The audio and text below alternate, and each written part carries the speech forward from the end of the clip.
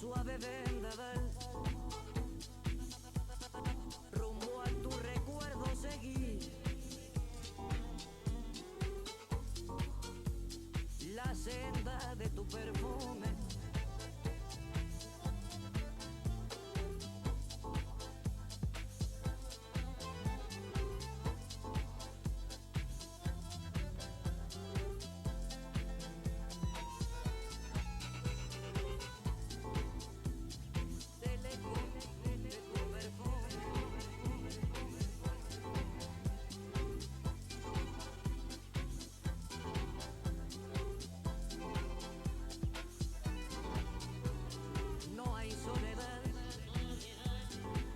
Aguante el envión, el impulso antiguo y sutil del eco de tu perfume.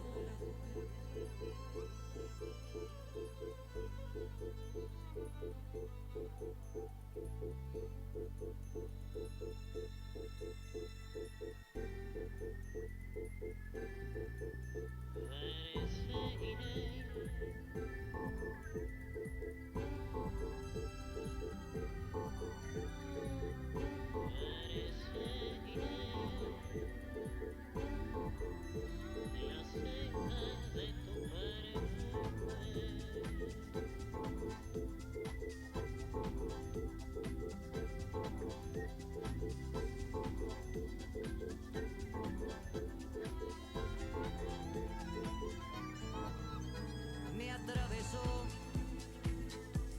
tu suave vendaval, rumbo a tu recuerdo seguí.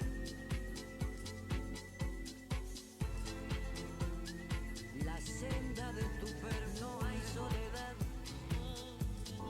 que aguante el envión, el impulso antiguo y sutil del eco de tu perfume.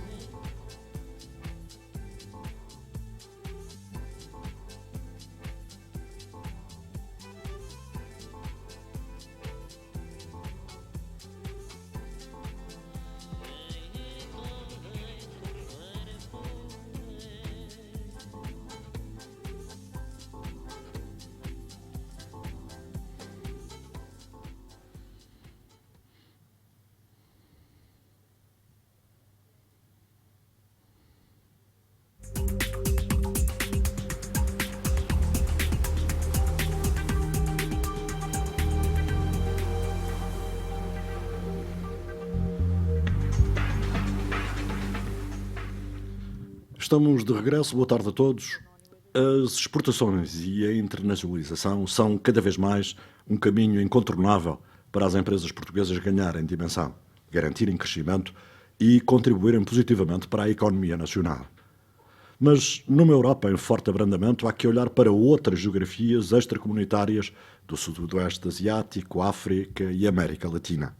Em paralelo, é preciso desenvolver estratégias sustentadas de investimento na internacionalização, nomeadamente aprendendo com case studies de sucesso e com as melhores práticas. Porque este é o momento certo para focar nas oportunidades de mercado global e ousar internacionalizar. Passo de imediato a palavra a António Lagartixo, o moderador desta sessão. Bom, começava esta sessão, antes de mais, por agradecer a presença de todos.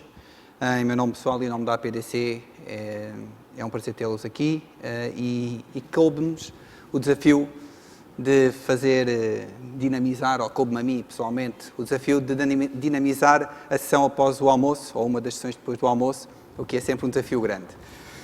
Como não podemos fazer grandes números de circo aqui em cima, até porque estes artistas não estão para aí muito vocacionados, tanto quanto julgo saber, vamos fazer os possíveis porque esta sessão seja o mais dinâmica possível e o mais interessante possível.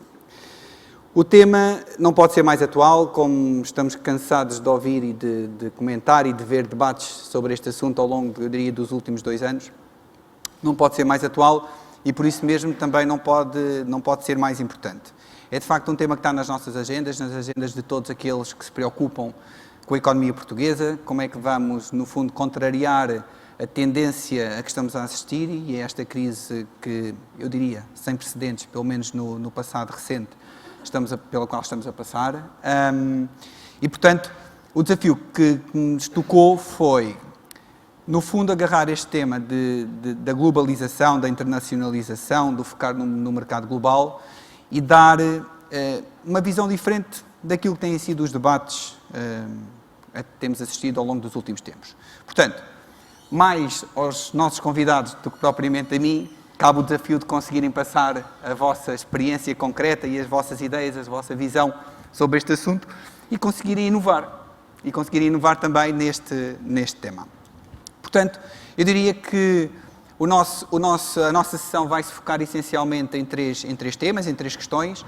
Uma primeira questão que tem a ver com como é que o nosso país se está a preparar para apoiar este processo de focar a nossa economia ou melhor, o nosso tecido empresarial numa economia muito mais global do que aquela que temos estado habituados no passado e, portanto, numa lógica mais de país, de instituições, de processos transversais aos diversos setores económicos.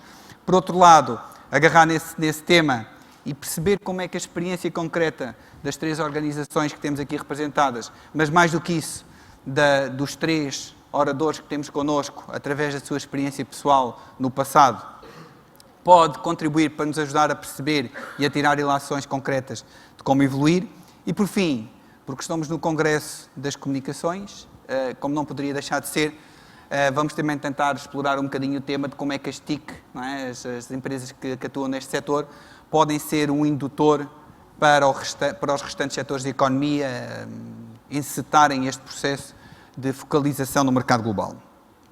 Para começar com uma visão positiva do tema, porque acho que temos que ser positivos, acho que devemos acreditar, tal como no passado os nossos, passa a redundância, ano passado acreditaram que temos capacidade e temos qualidade para fazer coisas boas no mercado para além daquilo que são as nossas fronteiras geográficas e territoriais.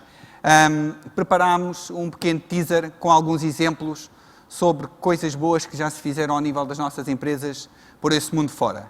Obviamente, e tenho que colocar aqui, passa a expressão, uns suspensórios, porque o filme não pretende ser exaustivo.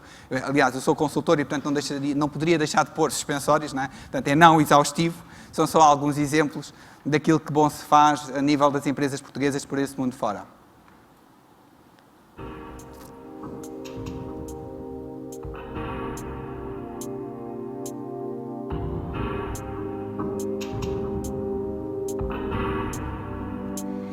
Ninguém te vai parar, perguntar, fazer saber porquê. Vais ter de te oferecer, entender o que fará viver.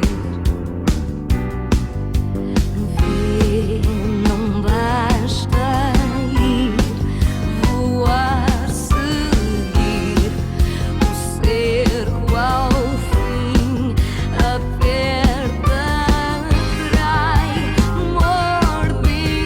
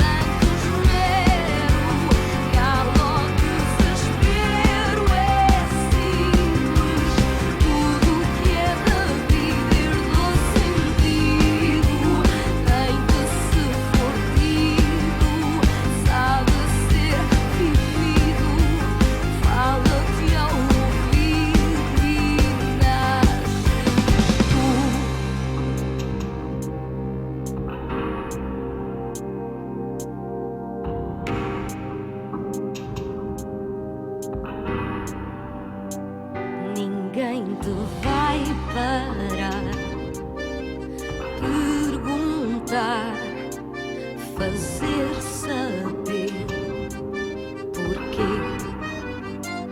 Por isso ver, não basta ir, voar, seguir o cerco ao fim, aperta, atrai, morde, engana, a sorte cai, não lembra de ti, é só o amor desfeito, rosa, sangue ao peito, lágrima que deito, sem voltar atrás, cresce e contamina, olha a luz à vida, e afinal ensina, quebra, dobra a dor e entrega amor sincero, honra tantos medos,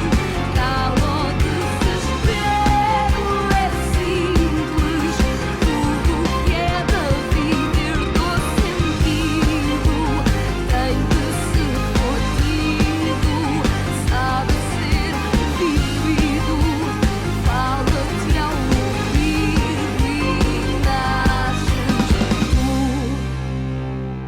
Bom, podíamos estar aqui o resto do dia, eu acho, mas o objetivo deste teaser, no fundo, foi passar um bocadinho por todos os setores da nossa economia. Se virmos, alguns países, eu acho que não têm capacidade para mostrar tanta diversidade de apostas, que pode ser visto como uma vantagem, também pode ser visto como uma desvantagem, depende um bocadinho da perspectiva, mas de facto nós somos bons a fazer muita coisa e muita boa coisa por esse mundo fora. E eu acho que é com este espírito que temos que encarar a crise que estamos a passar e um bocadinho também este debate e focar naquilo que queremos fazer no futuro, que queremos fazer bem no futuro, aprender com aquilo que já de bom se fez no passado, mas também aprender um bocadinho com aquilo que foram as coisas menos boas ou com os erros que se cometeram em diversos processos.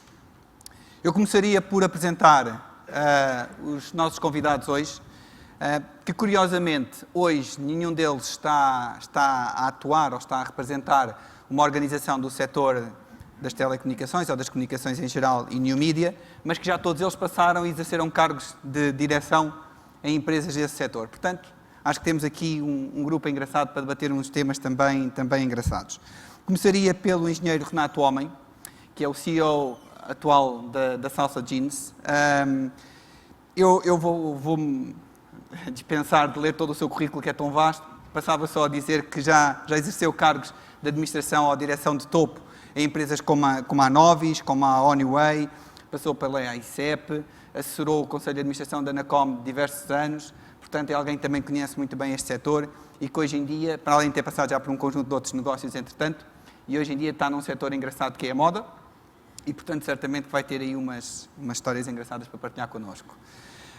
O engenheiro Joaquim Paiva Chaves, que hoje é o CEO da Esparte do Grupo Espírito Santo e do Grupo Rio Forte, mais precisamente, que se dedica aos temas mais relacionados com o imobiliário e com o imobiliário turístico, segundo julgo saber, mais em concreto, em Portugal. Também já foi um dos sócios fundadores da Jastel, certo? Se não estou errado. Passou como administrador da Ótimos, também já esteve no Jornal Público, enfim, num conjunto de outras organizações. Acho que tem uma experiência engraçada para partilhar connosco, mais no tema do imobiliário agora e da gestão de fundos imobiliários, enfim. E depois temos também o Dr. Vítor Ribeiro, que hoje é o CEO da Amorim Irmãos, portanto estamos a falar de cortiça, acima de tudo, mas que também já passou pela Mídia Capital Rádio, passou pela Mídia Capital Exteriores, portanto é alguém que também tem alguma apetência para estes temas relacionados com os new media, com os mídia, enfim, com este setor. Posto isto, a nossa sessão vai começar por uma curta exposição de cada um dos nossos convidados sobre as organizações onde estão presentemente, sobre o que fazem, como encetaram e como lidaram com estes temas da internacionalização, da exportação, que já vamos tentar perceber que diferenças existem entre estes termos, que muitas vezes se utilizam de forma geral. E, portanto, eu iria começar pelo engenheiro Renato Homem, com a sua apresentação e agradecer a sua disponibilidade. Muito obrigado. Força. Obrigado, boa tarde. É curioso que um setor de moda pode parecer pouco exigente em termos tecnológicos, mas no fim do dia, quando fazemos as contas ao aspecto da sustentabilidade e do potencial de crescimento da empresa, é por aí que passa. Então, a Salsa é uma empresa de moda, todos já ouviram falar da Diesel, da Pepe Jeans, da Levi's e de muitas outras marcas que são reconhecidamente líderes de mercado no mundo do denim e que faturam muito. E todos eles têm sedes em Nova Iorque, Milão, Paris, Londres, Barcelona.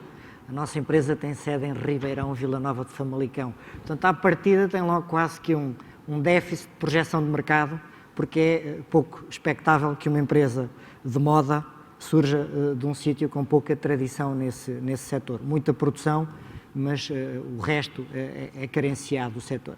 Portanto, a Salsa distinguiu-se, fez o seu caminho de alguma forma diferenciado. As empresas que eu citei, que são nossos concorrentes aqui e em outros mercados, começaram pelo aspecto mais rude do denim, que é o vaqueiro, portanto o homem, o tradicional 5 bolsos, e tínhamos muito pouco espaço. E a empresa descobriu um caminho que foi passar para um mercado que é mais feminino e mais de inovação. Portanto, começando com o produto, o que é que nós fazemos? Essencialmente coisas que têm muita tecnicidade, apesar de não parecer. Na linha de cima temos produtos que são altamente técnicos, porque têm desenho, moldes, matéria-prima e confecção completamente diferente da maior parte do denim que as pessoas geralmente utilizam e que as marcas tradicionalmente comercializam. São calças que, naquela fila de cima, têm a todos um efeito morfológico. Umas puxam o bumbum, outras puxam a barriga, outras ajustam a cintura. As da ponta têm uns painéis interiores que permitem pôr e retirar umas almofadas, podem ser usadas durante o dia sem qualquer efeito morfológico e à noite com efeito morfológico, depende do uso. Lançámos a calça em outubro, no dia 16, e sexta-feira passada fez 1 milhão de euros de vendas em todos os mercados onde estamos. Em homem não somos tão conhecidos porque a concorrência é mais feroz, mas de qualquer maneira começámos a bater a concorrência com este modelo aqui Ergo, que é um modelo engineered, que tem as pernas em 3 dimensões e, portanto, começámos também a entrar na concorrência do denim de homem.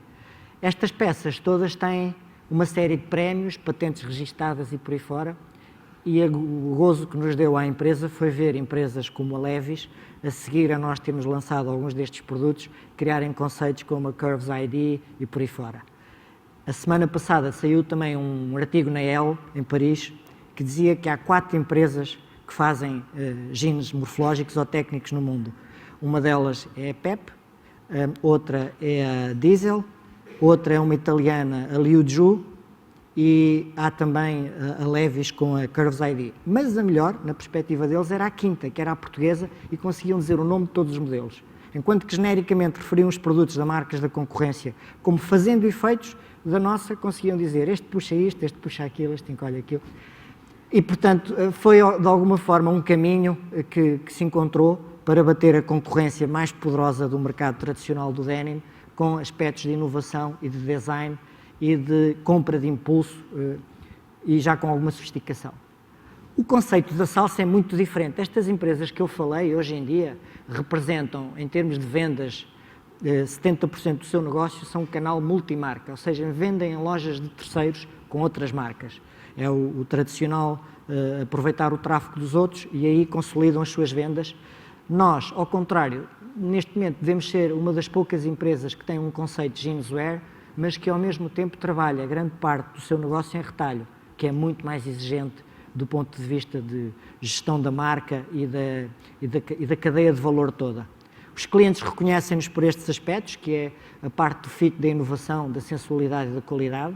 É sempre que fazemos focus group ou trabalho com clientes, isto sai sempre, as pessoas reconhecem isto ao nosso produto. E tentamos, e de alguma forma temos conseguido, controlar quase 98% da nossa cadeia de valor.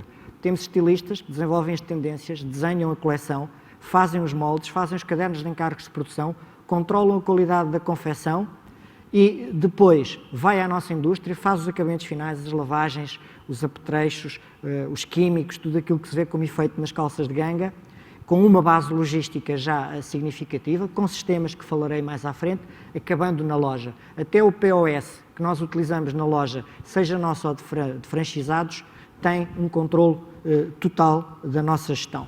Portanto, é um modelo que é complexo, mas foi a única forma que nós encontramos de controlar o risco de sermos pequenos. Isto através de uma presença multicanal. Enquanto que os nossos concorrentes focam grande parte da sua receita num dos canais, a maior parte das vezes em multimarcas, nós decidimos e temos os vários canais ativos, desde as lojas tradicionais, próprias e franchisadas, que temos em vários mercados, department stores. Devemos ser a empresa que mais lojas tem, portuguesa, que mais lojas tem no El Corte Inglês, ocupamos 90 lojas em Portugal e em Espanha. Temos tudo o que é outlet físico e online, temos canais alternativos, desde plataformas ligadas ao nosso sistema até canais eletrónicos como é a Otto e outras marcas que evoluíram de negócio, e finalmente temos também o nosso online, que não deixa de ser interessante. Com isto tudo, já faturámos o ano passado 154 milhões de euros a preço de venda ao cliente, temos 1000 empregados e gerimos 250 lojas, para além dos parceiros multimarca, que já são cerca de 2000 no mundo. Isto permite-nos, quando um dos canais não funciona, ativar outros com mais push, de forma a equilibrar o risco das coisas não correrem bem e porem a empresa toda em causa. Presenças. Para além de Portugal, onde somos líderes de mercado incontestados, apesar da crise, continuamos a liderar o mercado. Espanha, o nosso segundo mercado. Temos uma presença muito significativa no Médio Oriente, temos 22 lojas desde o Líbano ao Cazaquistão, sendo os nossos modelos mais caros vendidos precisamente nos sítios onde as mulheres usam burca. No fim de semana passado vendemos 2 calças de $800, 2 calças de denim, numa loja no Dubai Mall, com umas aplicações Swarovski. Portanto, temos peças que já batem a concorrência no terreno do luxo e da sofisticação. E quando começámos, nos últimos anos, neste esforço, passámos de menos de metade que tínhamos de vendas fora do país para algo à volta dos 70% vendas fora do país, com que vamos concluir este ano. Portanto, houve um push também promovido pela crise que nos obrigou a ser mais internacionais. Tratamos esta questão da propriedade intelectual de forma muito cuidadosa, porque é aqui que nós nos defendemos de cópias, réplicas e por aí fora. Portanto, temos registros de marca, temos registros de produto e de desenho técnico e temos como objetivo dentro da empresa todos os anos lançar pelo menos 2 produtos novos. Este ano foi a Mistri, a tal que tem os painéis, e a Ergo. E já temos vários produtos para o ano que vem. E acabamos por ser uma das poucas empresas que tem a sua unidade industrial que lhe permite fazer também a diferenciação pelo acabamento das peças. Todas as peças, sejam feitas na Tunísia, Marrocos, Turquia, China, etc., são acabadas em Ribeirão. As TICs, como é que isto entra? Nós, o modelo que temos também é protetor. Começámos pelo serviço e pela capacidade de entrega. Desde logo estamos a fazer um projeto de reestruturação do nosso ERP, estamos a mudar neste momento para SAP, estamos na fase de integração, desde a parte do armazém, que é a parte ali a cor-de-rosa, até ao ponto de venda, o POS. Portanto, todas as nossas vendas são feitas e registadas hora a hora, permitindo-nos fazer praticamente um acompanhamento online daquilo que está a acontecer no mercado ao nível de referência. Portanto, eu sei que calças estão a vender, aonde, a que preço e com que margem. E isto é crítico para nós fazermos a gestão do negócio e podermos crescer internacionalmente sem qualquer tipo de restrição. Estamos a falar de modelos de negócio que envolvem questões críticas de exportação, de papéis de aduaneiros, de câmbios, etc. Portanto, são modelos de consignação, de compra firme, de push, são modelos completamente distintos nos mercados onde estamos e, portanto, o sistema tem que ser robusto para permitir todo este fruir de dados. Depois, temos também uma preocupação neste momento que é a ubiquidade. Ainda não resolvemos, estamos perto de resolver as vendas online globais. Dentro da União Europeia funciona bem porque não temos atilhos, digamos, de aspectos aduaneiros e cambiais, mas fora da União Europeia é muito difícil, porque a percepção do cliente é que nunca recebe a fatura com o valor que comprou, porque isso depende da peça entrada no mercado. E, portanto, é um aspecto crítico para quem trabalha na Europa, o online, conseguir ser ubíquo fora da União Europeia. É um risco e envolve um desenvolvimento tecnológico bastante grande, porque integra desde dados de todas as alfândegas dos principais mercados, à taxa de câmbio da altura em que se fixa, a compra online, a transação do cartão de crédito, etc. Portanto, estamos neste momento também a desenvolver isto para ter uma presença global sustentada também no online. Esta parte é aquilo que nos liga aos parceiros. Nós estamos nas Galerias Lafayette, Haussmann, em Paris, é um dos nossos centros de vendas mais rentáveis e, no entanto, até aqui há algum tempo atrás não sabíamos o que vendiam. Podia chegar ao fim do ano e devolverem tudo, porque não tinham vendido. Neste momento estamos ligados por sistema, por EDI, por forma a que as vendas sejam controladas e haja também uma maior percepção do risco que é ter o produto consignado fora de portas. E, finalmente, temos também toda a parte de Business Intelligence, que é, se nós não tivermos o BI, não temos informação de gestão, não nos é possível tomar decisões em tempo útil para reagir àquilo que o mercado exige. E, de uma forma sumária, era o que eu pretendia transmitir antes das questões, mesmo uma empresa de moda resiste a dificuldades se conseguir atualizar-se, quer do ponto de vista de processos e modelos de negócio, quer do ponto de vista da tecnologia de suporte. Nós temos casos, e alguns são públicos, que empresas que são autênticos monstros da moda têm autênticos pés de barro do ponto de vista de gestão, porque nem sequer conseguem saber o que estão a vender, nem o que ligam ao controle de gestão. Só passado alguns dias é que conseguem introduzir dados, porque são sistemas completamente separados e não integrados. Era só, reservo-me depois para as dúvidas. Obrigado. Muito obrigado. Muito obrigado. Já ficámos a saber, pelo menos no meu caso em particular, um bocadinho mais sobre jeans e no fundo, os fatores que levam a ter sucesso na venda de jeans. Fiquei a perceber mais sobre os jeans destinados ao sexo feminino do que masculino, mas isso É mais relevante. deve ter sido por interesse particular meu. Bom, passando à frente, nós temos agora connosco o Dr. Vítor Ribeiro, que nos vai fazer uma apresentação sobre a Amorim e sobre a cortiça em particular. Obrigado. Não sei se já tenho microfone, já, pelos vistos. Então, muito boa tarde, sou o Vítor Ribeiro. Fiquei a saber aqui que o nosso amigo tem sede da salsa em Ribeirão, que é uma coisa sempre uma população interessante. Nós somos o líder mundial da produção de rolhas e estamos sediados em Santa Maria de Lamas, que é uma coisa também, uma metrópole cosmopolita a 30 km do Porto, e parece que fica provado que em Portugal ou em qualquer outro sítio, ter a localização da empresa não tem nada a ver com a capacidade que se tenha, tem mais a ver com a qualidade das pessoas e do projeto do que com a localização, não é? Como se vê. Eu ia começar então com algum slide de alguns facts and figures, para vocês perceberem mais ou menos o que nós estamos a discutir. Nós temos, portanto, 35% de cota de mercado mundial, temos um volume de negócios da ordem dos 300 milhões de euros, temos um resultado líquido da ordem dos 26,5, este ano já vamos próximo dos 33 e ainda não acabou o ano. O vinho tem esta característica de ser um mercado contracíclico e, portanto, as pessoas bebem para esquecer, bebem para comemorar e a rolha está lá sempre. Portanto, é uma vantagem para termos aqui, estar ligado a este negócio, não é? Investimos em inovação e investigação e desenvolvimento cerca de 5 milhões de euros ano e temos 1.320 colaboradores. Há 10 anos faturávamos 200 milhões de euros e tínhamos 1.700 colaboradores. Portanto, fomos sempre racionalizando, automatizando. 3,6 bilhões de rolhas produzidas. Em termos de mercados, o nosso mercado principal é a França, seguida dos Estados Unidos, da Itália, da Espanha, sendo que os Estados Unidos estão com uma dinâmica de vir a ser o nosso mercado mais importante e já são o mercado mais importante do mundo do vinho. Embora no consumo per capita, os franceses sejam os líderes mundiais, têm cerca de 42 litros per capita. Portugal perdeu essa honrosa posição, já só tem 38 litros per capita, mas pronto, isto dá-vos uma ideia mais ou menos do que é que são os mercados mais importantes. O negócio teve diversas fases de evolução, vocês vão ver que estamos a falar de internacionalização. Entre 1870 e 1960 foi um exportador de matéria-prima e de produtos semi-transformados. Entre 60 e 90 alargou-se a base industrial. Entre 90 e 2000 iniciou-se, sobretudo após a queda do Muro de Berlim, depois eu explicarei porquê, a empresa viu-se na obrigação de mudar o seu modelo, porque era exportadora para mercados facilmente controláveis, mas quando o muro caiu, de repente deu consigo a ter que alterar o seu modelo. E o modelo passou a ser um modelo de internacionalização, de estabelecimento de fábricas de customização e sales companies nos mercados de destino.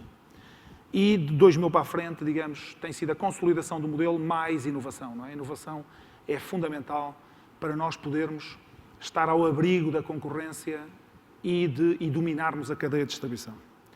Portanto, a nossa lógica do modelo de internacionalização seguiu isto. Eu vou simplificar, porque enfim, estes slides são para vos provocar um bocado, para vocês fazerem muitas perguntas, que é o que nós esperamos, que vocês façam muitas perguntas, a nós todos, não é? Mas a primeira grande ideia foi controlar, estabelecer uma posição forte no mercado da matéria-prima. Não é? E por isso é que estamos presentes em Espanha, Tunísia, Argélia, Marrocos, com unidades de processamento local de matéria-prima. A matéria-prima vem do sobreiro, ninguém mata sobreiros nem corta sobreiros com motosserra, tira-se a casca ao sobreiro, não é? Há gente que pensa que, enfim, é como se fossem ovelhas a quem tiramos a lã, não é? Portanto, tira-se e fazemos esta primeira operação local, e o produto, por exemplo, para Portugal, e aí é que é transformado em muitas outras coisas.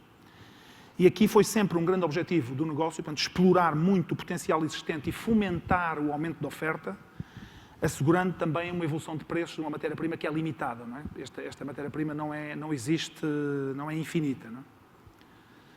Depois, uma outra grande variável importante foi o controle da cadeia de distribuição. Eu já vos expliquei, 2/3 hoje, mais um bocadinho, das nossas vendas vem da rede internacional do grupo, e essa sim, depois vende nós temos cerca de 16 mil clientes espalhados pelo mundo, e 18 destas sales companies com fábricas de customização. Isto permitiu-nos evoluir basicamente de um fornecedor de rolhas, de um exportador, a um solution provider. As nossas equipas de vendas sabem de linhas de engarrafamento, conhecem detalhadamente o negócio dos nossos clientes e funcionam como advisors em muitas situações.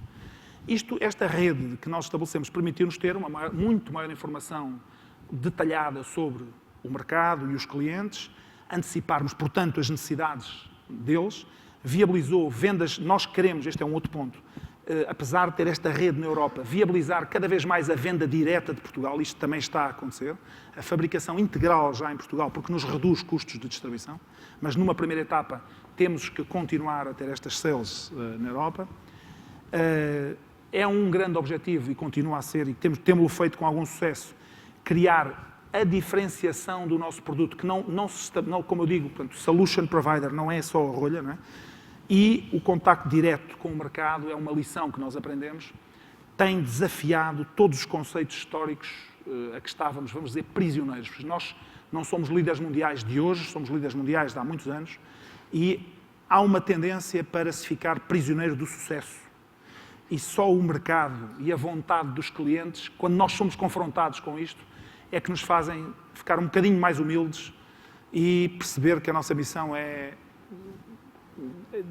servir o cliente. Não é? Isto às vezes parece um pleonasmo, mas não é. Vocês parecem uma verdade, uma lapaliçada, como diz o outro, mas não é. Nós, como dizia há bocadinho, dei-vos esta pista, quando éramos exportadores, descobrimos que muitos dos nossos clientes históricos vinham implantar-se em Portugal com o objetivo de nos bypassar e comprarem as rolhas diretamente, pondo-nos fora do modelo de negócio. Não é? E isto coincidiu com a queda dos mercados de leste, onde nós tínhamos um quase monopólio, porque fomos os únicos que nos atrevemos a ir lá, nos anos 60.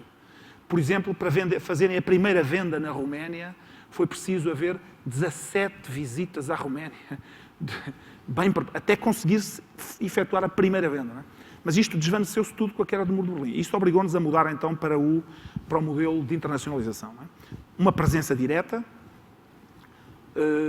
uma missão de assegurar a rentabilidade das filiais. Esta gestão das filiais obriga-nos a ter gestão local, com uma mentalidade descentralizada, ou seja, o diretor-geral de uma filial tem poder para improvisar, não é um robô diretamente pendurado no organograma português. É um modelo descentralizado, não é? Tem que ser. E também recorremos, quando e sempre necessário, às aquisições. Não é? Sempre quando foi necessário, as aquisições ajudaram-nos a consolidar posições. Este modelo tem muitas vantagens e tem alguns desafios. Não é? Isto, como digo, simplificado. O aumento do peso da nossa rede de distribuição própria, com a deslocalização da produção, obviamente dá-nos poder sobre qualquer outro interveniente no mercado, agentes, distribuidores, intermediários, etc. A maior competitividade que advém de conhecermos o mercado sem gatekeepers, sem ninguém a interpretar o mercado para nós. Vocês talvez, não sei se têm essa sensibilidade, mas há sempre gurus que interpretam o mercado e que nem sempre dizem a verdade. Quando nós estamos lá, interpretamos o mercado diretamente e sabemos de viva voz o que o mercado quer, o que nos poupa muitos equívocos. Uma maior proximidade ao cliente final, que nos permite também ter uma qualidade de serviço muito melhorada. Já falei da redução da dependência dos circuitos tradicionais de comercialização e isto também nos trouxe muito maior rentabilidade e solidez de resultados, porque o mercado também se torna um pouco mais previsível. Os desafios, para não dizer as coisas menos positivas ou negativas, a gente chama-lhe desafios, porque temos por hábito dizer que nunca temos problemas, só temos ausências momentâneas de soluções, não é? Às vezes angustiantes, mas pronto, são sempre momentâneas. Isto obrigou-nos a reestruturar as nossas empresas em Portugal para respondermos melhor ao crescente grau de internacionalização e aos desafios que os mercados lançaram, obrigou-nos a sermos muito exigentes com a nossa malta. Isto do people só quer dizer que sem pessoas capazes, nós não somos capazes de, não conseguimos fazer nada e temos um blend muito grande entre recursos internacionais e nacionais e temos a certeza absoluta, porque assim é, os recursos portugueses, os nossos quadros são de grande valor e são solicitados espontaneamente pelos nossos diretores-gerais das filiais. São eles que nos dizem, epá, manda-me um desses putos portugueses que sabem de finanças, epá, manda-me um gajo de TI, pá, eu estou aqui à rasca. Eles é que nos pedem que enviemos jovens portugueses para lá. Eles é que nos pedem. E, portanto, isto prova que, de facto, as pessoas são chave para estes projetos. Há um grande esforço financeiro, é preciso dizer. As necessidades de fundo de maneio aumentam muito, porque tem que se ter toques locais para ter um serviço mais amplo. Tem que se investir bastante mais, porque somos solicitados a isso em advertising, marketing, public relations, localmente e com a cultura local, não é com o paradigma português, ir convencer chineses a adotarem o produto, tem que ser com o paradigma chinês, o que nós muitas vezes temos dificuldade em perceber. Criar estruturas de controle que nos permitam acompanhar os negócios, preparar-nos para os problemas cambiais permanentes, porque quem está em 18 países a lidar com pesos argentinos que não são convertíveis e não podem, nem sequer são objeto de garantias, não se pode fazer forward, não se pode fazer nada, tem que se assumir o risco, não é? Etc. Portanto, esta é a nossa presença no mundo, esta é da Corticeira Amorim inteira, nós não temos, isto é todo o grupo da Cortiça, não é? Nós temos 18 no mundo, basicamente, onde as rolhas, onde há vinho e negócios de vinho, aí estamos nós como empresa local. Eu ia terminar a minha apresentação aqui, só ia dizer-vos, basicamente, para falar um bocadinho desta diferença, só uma pequena anedota, que é um caso verídico. O nosso diretor-geral chinês, que se chama o Sr. Li Yao, e que fala um inglês, às vezes difícil de perceber, porque tem aquele sotaque. Por exemplo, eu não sou o Ribeiro, sou Libero, Mr. Libero, já me habituei a que sou o Libero, não sou o Ribeiro. Conta-nos sempre a mesma anedota, repetidamente, todos os anos, há 10 anos consecutivos que ele vem às nossas reuniões anuais, fazemos 2 reuniões por ano, uma em Portugal, e diz-nos sempre que não há uma China, que há muitas Chinas. Isto fica depois aqui já como uma provocaçãozinha, um mote, e depois tenho certeza que o Paiva Chaves agora também agarra. E diz-nos que, para percebermos bem a China, temos que imaginar um extraterrestre a aterrar em Beijing, em Xangai e em Cantão. Se aterrar em Beijing, está tramado. Porque vão matá-lo, dissecá-lo, abri-lo e tentar reproduzir o funcionamento do seu organismo. Se aterrar em Xangai, sai a sorte grande, porque constroem uma tenda de circo gigante e vendem bilhetes para se ver o extraterrestre e fazem um grande negócio. Se aterrar em Cantão, está ainda mais tramado porque comem tudo o que se mexe. E isto é contado por chinês sobre o seu próprio país. E, portanto, o que ele quer dizer, obviamente, com este exagero, é que isto funciona como metáfora para todos os mercados, não é? Nós não podemos pensar com a mentalidade portuguesa para entrar nos mercados a que queremos dirigir-nos. Temos que pensar com a cabeça deles e não com a nossa. E essa é a grande dificuldade e um dos grandes desafios. Muito obrigado. Obrigado. Bom, depois do almoço, para acordar com essa história de que no cantão se come tudo o que mexe. Bom, vamos passar então para uma coisa um bocadinho diferente e vamos passar para o turismo. E vamos ter uma perspectiva, pelo que julgo saber, também um bocadinho diferente daquilo que tem sido falado e comentado até agora. Vamos perceber como é que nós conseguimos exportar importando pessoas, certo? Joaquim, força. Obrigado.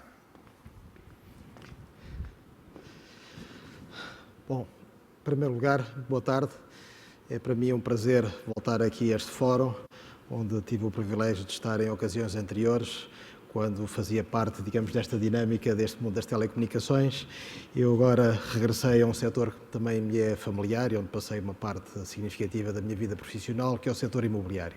Antes de entrar aqui na apresentação, e seguindo aqui os comentários do Vítor, eu acho que o Sr. Li Piao, ou como é que ele se chama, Li Tiao, ele devia estar a referir a mensagem que o extraterrestre devia ser o português, pá. Eu acho que era essa a mensagem que ele efetivamente queria transmitir com essa anedota. Bom, eu realmente, como o António referiu, venho aqui falar num tipo de internacionalização ou de exportação diferente. Como sabem também, partilhei algum do meu tempo na área da logística e na logística existe um fenómeno que é a logística inversa. Eu vou falar um pouco nas exportações inversas, ou seja, dado que o imobiliário é um produto que se move com dificuldade, porque pela sua definição ele está agarrado ao território onde está, é como trazer os clientes para esse imobiliário. Primeiro, talvez uma pequena introdução, não ia alongar muito sobre o que é a Sparte. A Sparte faz parte do grupo Espírito Santo, está integrada, portanto, na holding não financeira do Grupo Espírito Santo, que é a Holding Rio Forte. É efetivamente um dos maiores promotores imobiliários de Portugal, tem eu diria que presta serviços ao longo de praticamente toda a cadeia de valor do imobiliário, mas muito focalizado para empreendimentos de grande escala. Portanto, tem, para além das atividades de promoção, também tem a gestão de fundos imobiliários, tem também uma área de gestão e coordenação de projetos e obras, tem uma empresa especializada na parte de mediação e marketing dos seus projetos. O portfólio é grande, na conjuntura atual até tem tendência para aumentar, é um portfólio de quase 3 milhões de metros quadrados acima do solo. O seu foco está repartido, sobretudo, no mercado residencial, tanto residencial primeira habitação, como também no mercado de segunda habitação, mais conhecido por o turístico, mas tem alguma presença também no mercado de escritórios, na parte de comércio, retalho e na parte logística. Felizmente, os empreendimentos são sobretudo concentrados na zona de Lisboa, alguma coisa no Porto e o resto ao longo da costa alentejana e também, neste momento, no sul de Portugal. Eu trouxe aqui algumas fotografias. Na parte superior temos fotografias dos empreendimentos que fizeram um pouco a história da empresa, o Parque dos Príncipes e a Quinta Patino.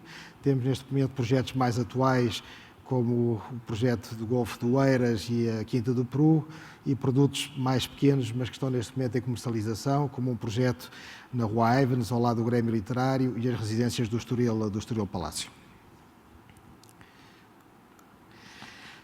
Entrando aqui no tema da nossa palestra, essencialmente o que eu colocava aqui é um pouco o desafio. Portanto, o desafio neste momento é grande, porque nos vários setores em que estamos envolvidos dentro da área imobiliária, as perspectivas, olhando meramente para o mercado nacional, não são fáceis.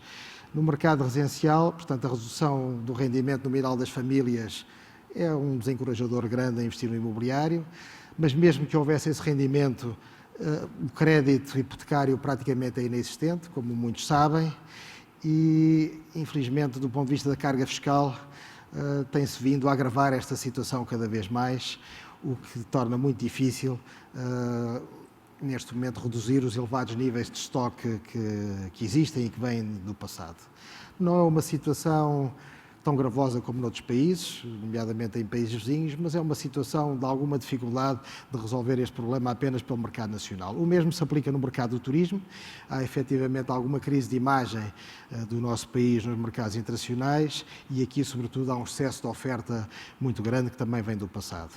Indo em menor detalhe, no mercado de escritórios, como sabem, e também devido aqui a esta área das TIs, das telecomunicações ou deste mundo das comunicações, cada vez mais o trabalho é virtual, o que exige menos espaço físico de escritórios e, infelizmente, digamos, o centro de gravidade tem-se deslocado mais para zonas centrais da Europa e, portanto, há um mínimo, neste momento, que é um mínimo histórico, na procura de mercados, de escritórios no mercado nacional. O retalho joga com a redução do consumo, neste momento há centros comerciais a fechar, muitos deles a caírem na mão das entidades financeiras, e na área de logística, esta redução da atividade económica inerente a menos consumo e menos concessão de crédito reduz muito a atividade de consumo, portanto, menos também atividade na área de logística. Portanto, no fundo, esta falta de confiança generalizada, que nós esperamos que venha a mudar no futuro, gera uma forte quebra no mercado nacional. Como ultrapassar este desafio, ou seja, o caminho, isto em todas as dificuldades há sempre um caminho. Eu acho que o principal caminho, e neste setor do imobiliário, mas penso que também nos outros setores, há aqui algo muito importante que é o produto, ou seja, o país. O país no imobiliário, o país é um fator muito importante para atrair investimento estrangeiro e trazer clientes para comprar nesse nosso mercado. E realmente Portugal é um destino atrativo. É um destino atrativo porque tem uma localização geográfica apetecível, portanto, não está exatamente no centro da Europa, mas tem proximidade com outros continentes que estão em grande desenvolvimento. O clima, não vou falar sobre isso porque todos conhecemos, mas tem um conjunto de diversidade. Num território pequeno tem uma grande diversidade de características naturais, o que também torna o país simpático. E eu diria que mais na componente do software, o povo português é um povo acolhedor. Os estrangeiros, quando vêm cá, gostam de cá estar. E eu diria que Lisboa e Porto são cidades com muita história, com já uma cultura importante, são cidades bastante cosmopolitas e onde os potenciais investidores encontram aqui um ambiente agradável. Referiria que, por enquanto, pelo menos, temos uma estabilidade política e social que ajuda face a outros países onde esta situação não existe.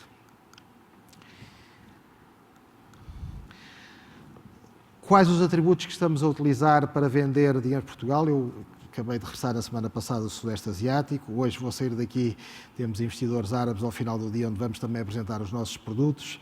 Essencialmente, temos que capitalizar aqui, para além destes atributos específicos do país, sobre alguns catalisadores, muito para o mercado residencial, mas não só, que são atributos que têm a ver com, por exemplo, esta nova oportunidade que é o conceito do Golden Visa, ou seja, a possibilidade de, ao fazer um investimento imobiliário em Portugal, ter uma autorização de residência que, ao manter-se durante 5 anos, pode dar direito a mesmo um passaporte.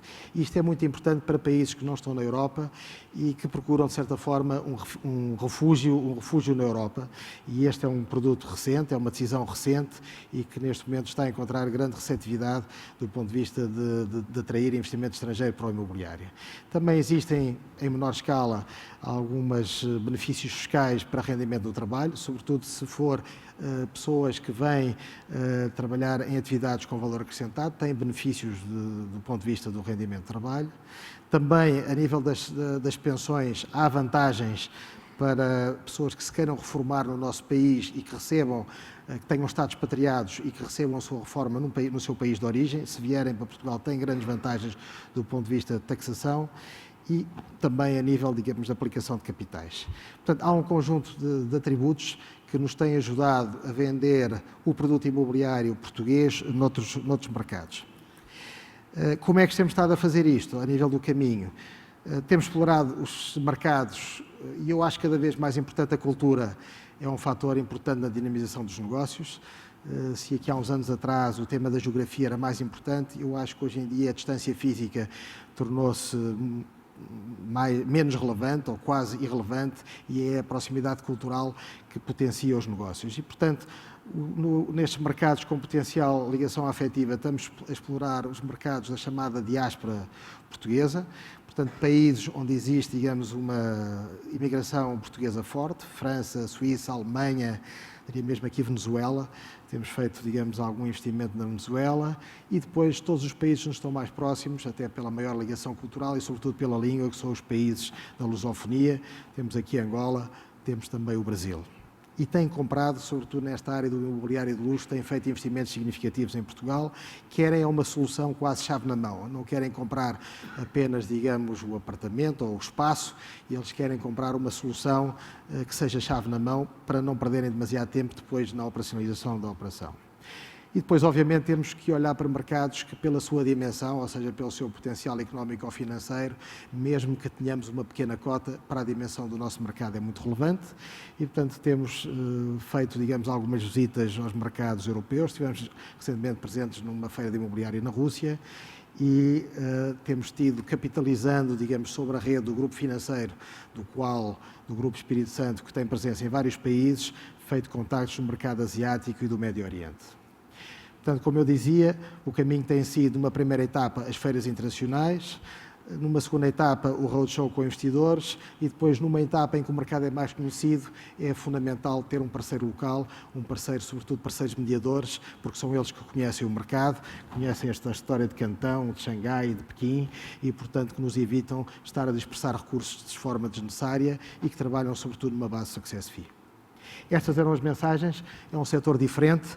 É um setor que tem um tempo de resposta mais longo, tem vantagens e inconvenientes, mas é um setor que neste momento, para resolver, digamos, a dimensão da oferta que existe, o único caminho é através da atração de mercados internacionais e de investidores internacionais para o nosso país. Muito obrigado.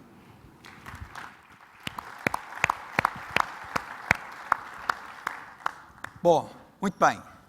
Vamos dar início então ao debate. Eu considero que foram referidos já um conjunto de aspectos bem relevantes e que eu gostaria de detalhar um bocadinho, até porque era importante nesta sessão percebermos efetivamente o que pode ser transversalizável para outros setores, nomeadamente para as TIC, neste processo de globalização.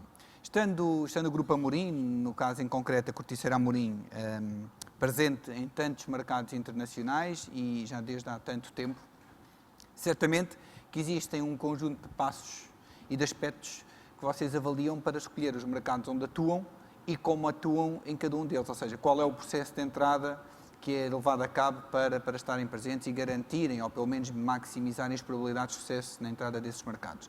Gostaria que partilhasse um bocadinho connosco, no fundo, esse processo e o que é que considera que é transversalizável. Ok. Eu vou, antes de mais, contar com a vossa inteligência para poderem extrapolar para as vossas necessidades, porque eu sou incapaz de extrapolar instantaneamente para as vossas necessidades. Vou falar da nossa experiência. Não é?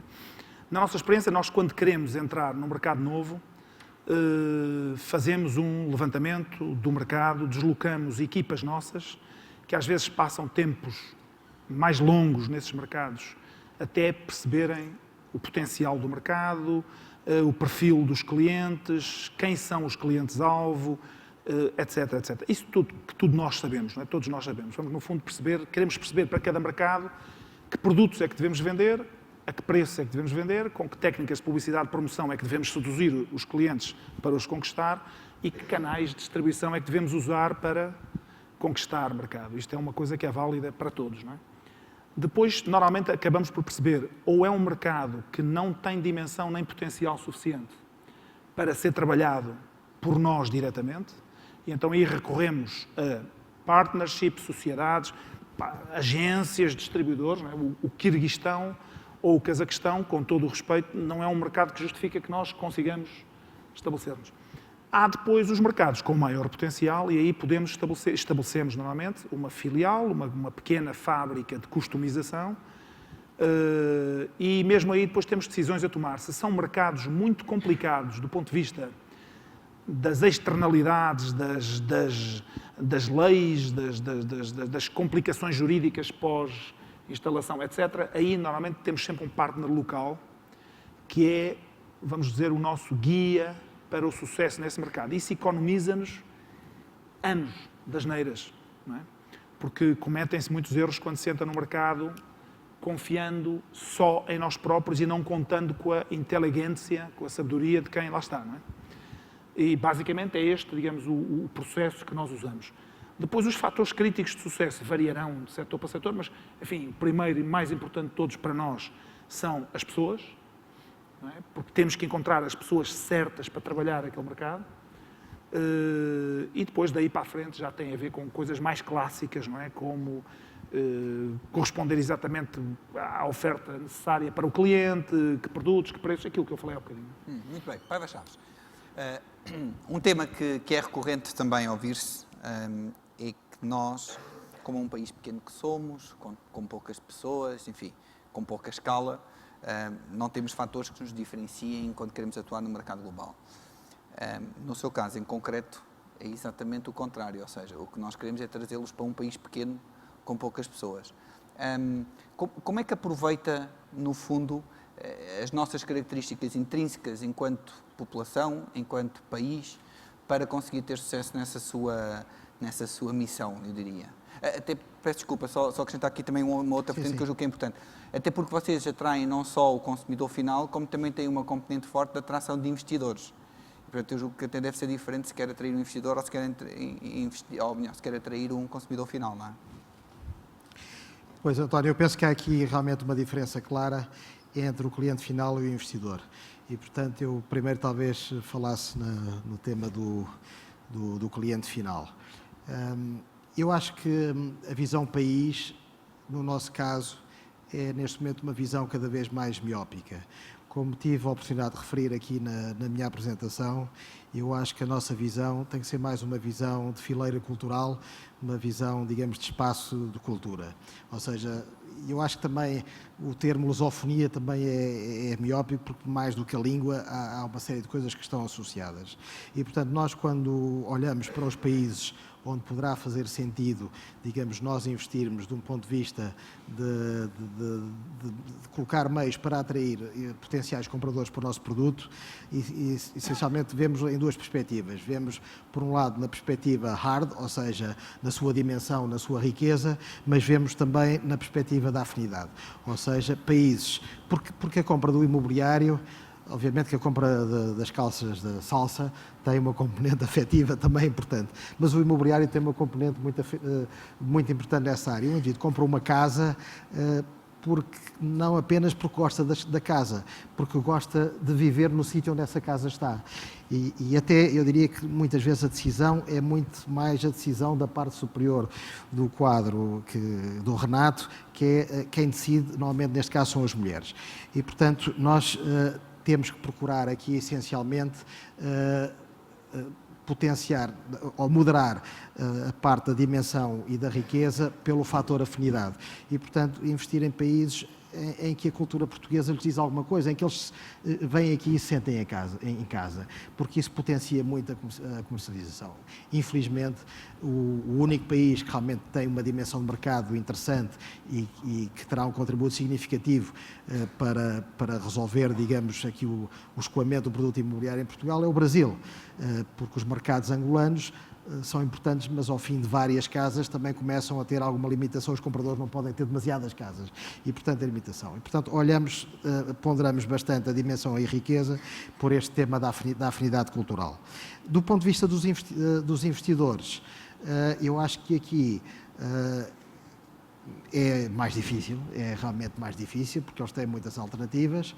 No entanto, aqui há outros fatores, mais de natureza da estabilidade política, da estabilidade social e dos fatores intrínsecos do país, pelo facto de também estar enquadrado dentro da comunidade europeia, que geram alguma atratividade e é esses que nós tentamos potenciar. O país é um país de grande diversidade e que tem zonas muito interessantes para investir, até porque não é um país muito grande e, portanto, qualquer investimento já nos resolve uma parte importante do problema que temos aqui. Mas é mais desafiante do lado dos investidores do que do lado do cliente final. Ok, muito obrigado. Bom, vamos voltar novamente à salsa. Percebeu-se da sua intervenção inicial, Renato, que o tema da inovação, do procurar vantagens competitivas face à concorrência, é um aspecto fundamental para o sucesso que tem alcançado além fronteiras. Não só além fronteiras, como também cá dentro, porque obviamente também tem a concorrência de grandes marcas internacionais no nosso mercado. Mas eu gostava de perceber um bocadinho melhor como é que vocês, dentro da vossa organização, promovem essa inovação e no fundo, garantem que todos os processos de geração de novas ideias, de geração dessa mesma inovação, conduz depois a resultados práticos, porque falar em inovação nós estamos cansados de ouvir falar. Agora, como é que isso depois se traduz, de facto, em coisas concretas e em que medida é que isso é fundamental para vocês terem sucesso nos mercados onde estão? Ok. A primeira coisa é que começa de forma caótica. E começo por dizer que é de caótico porque isto chegou a termos várias peças morfológicas, não porque alguém tenha pensado nelas como morfológicas, mas porque a primeira surgiu. A partir daí cria-se o processo, dizer assim, se isto resultou, porque é que resultou? E vamos para o mercado trabalhar com clientes, fazer alguma análise de tendência, porque é que as pessoas vestem isto, as pessoas estão a ficar maiores, mais gordas, mais altas, como é que os mercados veem isto, porque é que isto funciona, é porque é confortável, é porque é bonito, é um mix dos dois. E a partir daí começa-se a criar um caminho. Se uma calça técnica funcionou porque puxava o bumbum, porque é que encolher a barriga, que é um problema tão visível como o outro, também não resulta. E a seguir, porque é que não faz o adelgaçamento das ancas? E a seguir, porque é que... Portanto, há um caminho, depois de ter sido descoberta, digamos, o padrão com que os clientes percepcionam a marca, inovação, qualidade, conforto, que é tudo isto que faz ter elastanos, aconchegar mais o organismo, etc., cria-se um caminho e então aí é sistemático. É dizer aos estilistas, vocês podem inventar nas cores, mas agora aquilo que é inovar é só naquele caminho, é trabalhar as gangas e os elastanos, que é para poder fazer o efeito XPTO. Portanto, é uma questão de processo para as pessoas começarem a focar o seu caminho de inovação naquilo que resulta, até chegar ao limite e, entretanto, descobrir outros caminhos. Portanto, começa assim, caótico primeiro, porque nós não sabemos e o mercado compra tudo e às vezes não compra nada, e depois é ter esta percepção. Por exemplo, há bocadinho quando se dizia, como é que a gente vai para o mercado? Nós estamos cheios de desafios de ir para a China. Eu tenho resistido imenso e já estivemos na China e saímos da China. Porque eu tenho um problema enorme, é que a roupa veste-se em corpos. Eu desenho corpos para caucasianos, roupa para corpos caucasianos, que têm determinado tipo de padrão. Se eu vou para mercados coreanos, japoneses ou chineses, a inovação até pode funcionar na primeira fase, porque é diferente, puxa, faz, etc. Mas depois aquilo não ajusta, porque o gancho é diferente, a perna é diferente. Portanto, o cuidado de se escolher quando vai, quando se está preparado para ir, para dar aquilo que o cliente quer, na sua morfologia específica e não a de outro, é complicado. E, portanto, a inovação tem algumas barreiras. Primeiro, naquilo que funciona e que reflete em venda, que é o que eu digo. Havia colegas nossos que, quando nós desenvolvemos aquela calça à Mystery, diziam, ninguém em Portugal vai comprar uma calça com almofadas. Está bem, mas há outros mercados onde compram, as colombianas, isto, aquilo, porque é que cá também não? E nós vimos a Kardashian, ela já tem um rabo grande, mas ainda compra coisas para fazer o rabo maior. Só que é mais puxado. Portanto, porque é que não é um caminho? E isto é uma discussão que é dura, porque temos que provar uns aos outros se aquilo funciona ou não. Então chegámos a um meio termo, que é, nós vamos fazer com painéis, mas ao Filipe tem que tirar as almofadas. Isso é muito complexo do ponto de vista da operação, mas tem que tirar, porque a pessoa tem que escolher se quer com almofadas ou sem almofadas, senão só come metade do mercado, em vez de comer o mercado global. Portanto, isto são discussões sobre a inovação que têm muito a ver com a expectativa do cliente, do efeito que faz. A roupa e a moda e estas coisas têm fatores não racionais. E, portanto, a inovação ali começa por ser caótica e conflituosa, porque há ideias de contra e há gente que não subscreve as ideias. A nossa primeira calça, que era a Wonder, que faz o efeito push-up, 98% das empresas recusaram e ninguém usava a calça, porque era uma calça de meninas de porte duvidoso. Puxar o rabo na sociedade não é. Hoje é uma calça que num ano vende 4 milhões de euros. Portanto, são questões que muitas vezes, quando se está a discutir o processo de inovação, no contexto em que ela ainda não é inovação, é difícil, é caótico, é conflituoso. Depois temos que dar caminhos, e a evolução foi desde esta calça ao Wonder até à Mystery, fizeram 5 ou 6 com o mesmo percurso, com o mesmo tipo de resultados e endereçando diferentes tipos de segmentos para o uso da calça. Portanto, a inovação é um pouco isto lá na casa. Muito bem. Bom, devem ser discussões de facto interessantes. E já agora só um pequeno à parte, ainda mais interessantes para quem já passou pelo mundo das telecomunicações e das comunicações, depois começar a discutir estes todos, deve ser bem interessante. Bom, passando agora para uma parte mais chata, que é a componente financeira destas coisas, que infelizmente, sem a qual nós não conseguimos fazer nada. Há pouco o Vítor referiu que Quando começaram o vosso processo de internacionalização e a colocação de unidades fabris nos diversos países, porque isso é diferente, obviamente, de fazer um processo simples de exportação, não é? Ter um selling points em outros países é completamente diferente. Eu ter produção deslocalizada nesses países requereu muito mais fundo de maneio, muito mais capacidade financeira, até não só em termos daquilo que é os custos de investimento inicial, como depois os próprios estoques e o capital que temos de ter empatado nesses mesmos estoques em vários pontos de distribuição. Como é que isso funciona? Nós sabemos que hoje o mercado financeiro em Portugal, bom, será simpático dizer que está medianamente disposto a financiar estes projetos tão arriscados. Estou a ser simpático. Como é óbvio. Como é que isso funciona? Como é que vocês conseguiram contornar? Obviamente fizeram isso noutro tempo e, portanto, nessa altura, se calhar tinham mais capacidade de fazer. Mas como é que fazem hoje? Quando pensam nesse tipo de situações, como é que vocês tratam este tema mais financeiro? O tema financeiro tem tudo a ver com a rentabilidade do projeto, ou seja, você não deve estabelecer-se no mercado em que sabe que não vai ter rentabilidade. Portanto, normalmente os projetos devem ter uma contribuição inicial da sede, mas depois devem se autofinanciar. O Sr. Américo Amorim, que não está aqui para se defender, mas dizia isto com muita propriedade, nós temos que ser capazes, na linguagem dele, de importar o poder aquisitivo dos povos. O que ele queria dizer é que nós temos que adaptar o nosso pricing aos mercados e, se pudermos cobrar mais, vamos cobrar mais. Não devemos ter uma política de preços uniforme, devemos adaptar-nos. Portanto, a chave disso é a rentabilidade. Não é? E a rentabilidade, os projetos normalmente são rentáveis, você decide entrar naquele mercado, o empate de capital inicial é a sede que o fornece, é Portugal que investe, mas depois as margens das nossas sales, muito rapidamente, pagam o investimento. Ou seja, acabam por focar muito no business plan, no plano de negócios que é feito inicialmente, Isso. Definem um stop loss, ou seja, um ponto em que, se não atingir aquele nível de rentabilidade previsto inicialmente, são relativamente intransigentes com esse stop loss, ou não? A rolha tem um formato cilíndrico, não pode ser assim uma coisa tão quadrática, tem que ser um bocadinho mais cilíndrica. Temos que ser um bocadinho mais tolerantes, porque às vezes nem sempre é... Mas tendencialmente é verdade. Ou seja, nós temos um ponto a partir do qual podemos definir que aquele mercado não é rentável.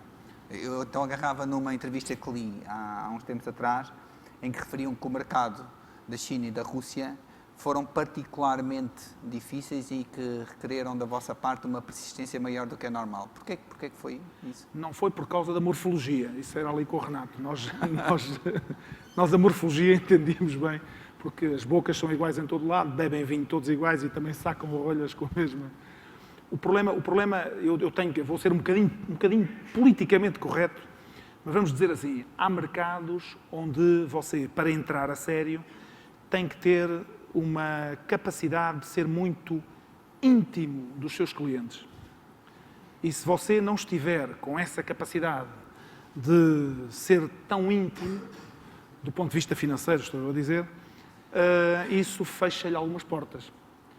E, portanto, nós demoramos o tempo suficiente até conseguirmos entrar nos clientes que eram standard, que aceitavam abordagens standard e, portanto, como nós dizemos na brincadeira, nós não estávamos aptos a usar óleo para meter nas fechaduras para abrir as portas, estávamos habituados a abrir a porta e entrar e, portanto, tivemos que descobrir aqueles clientes que eram mais standard, não é?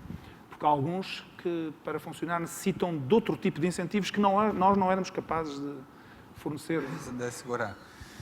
Não sei como é que se diz isto de uma maneira, mas vocês já perceberam todos, está tudo com cara de quem já percebeu tudo e mais alguma coisa, até já se estão a rir, não é? Portanto, já perceberam perfeitamente o que eu estou a dizer. Parto do princípio que sim. Bom, está bem. Mas eu parto do princípio também isso não foi só um tema da Rússia e da China. Particularmente nesse causa da dimensão. Nesses mercados foi muito importante, não é? Foi muito importante. Muito bem. Bom, um outro tema, e eu diria que este seria a última questão colocada por mim, porque depois vou fazer aquilo que é fácil, que é colocar a plateia a fazer o meu papel, que é sempre uma forma fácil de passar para o outro lado das minhas responsabilidades. Portanto, vão-se preparando para fazer umas questões interessantes aos nossos convidados. Eu acabaria por, ali na salsa outra vez, ter um tema que nós ainda não aflorámos, tem a ver com o capital humano. Ou seja, uma coisa é nós agarrarmos mais uma vez e exportarmos um produto ou um serviço que é feito em Portugal por recursos nossos, que têm a nossa cultura, que funcionam da nossa maneira, que têm a nossa capacidade de concretização. Outra coisa é nós conseguirmos funcionar com equipas deslocalizadas, com recursos locais, com as suas naturais especificidades culturais e até técnicas. Como é que vocês lidam com isto? Fazem mix de equipas? É um fator considerado relevante, não é? É um processo novo. Nós, curiosamente, em 2010, tínhamos 1.006 trabalhadores e eu, quando entrei, perguntei quantos expatriados é que há, já que cobríamos 30 e tal mercados. Havia um em Hong Kong que fazia compras à China. Eu perguntei, então como é que vocês gerem os mercados? Pois gerimos, então, isto aqui a partir de Ribeirão, há telemóveis, há internet, há mails, e hoje em dia a realidade é diferente porque as próprias crises que os mercados hoje vivem mostraram que sem uma presença cuidada do mercado e o acompanhamento do negócio não é possível. O que nos obrigou a fazer um trabalho de preparação de pessoas, temos um programa que chamamos MIT, Mobilidade Interna Internacional, para pegar nas pessoas que vêm de loja, portanto percebem do negócio do retalho, conhecem a marca, conhecem a roupa, sabem explicá-la e que, sendo 1.000, já se consegue encontrar gente que fala francês, inglês, alemão, muitas vezes licenciados que começaram a trabalhar em loja atrás do caixa, depois passaram a Store Manager, depois foram a Area Manager e nós estamos a pegar nessas pessoas e a expatriá-las. Portanto, já temos 3 em Espanha, 2 em França e o modelo passou a ser como fazem as multinacionais, que é para termos presença no mercado e controlarmos o desenvolvimento do negócio, principalmente por causa dos vários canais, lojas próprias, lojas franchisadas, gestão de parceiros, etc., obriga a uma abrangência de gestão. Depois, estou seguro que vai acontecer uma de duas. A pessoa que faz espelho no mercado local, depois de absorver as condições da marca, de respeitar os princípios, de perceber como é que o produto se desenvolve, como é que ele se explica, ajuda e gradualmente vai passando a ser executivo, sendo que começou a ser executivo, que é português, a passar a ser menos executivo e a fazer a ligação à sede. Portanto, é assim que a gente concebe o modelo, até porque foi assim, pelo menos da minha experiência passada, que eu vi as grandes multinacionais fazerem. Terem sempre, se a gente falar na Siemens, na Continental, etc., cá em Portugal passa muito por este tipo de modelo. Primeiro vem o alemão ou o francês, está um tempo, desenvolve o mercado, escolhe uma pessoa, desenvolve-a e depois ela passa a ter funções executivas no mercado, porque conhece melhor os stakeholders, as sensibilidades políticas de negócio, a relação de rede e, portanto, consegue fazer melhor.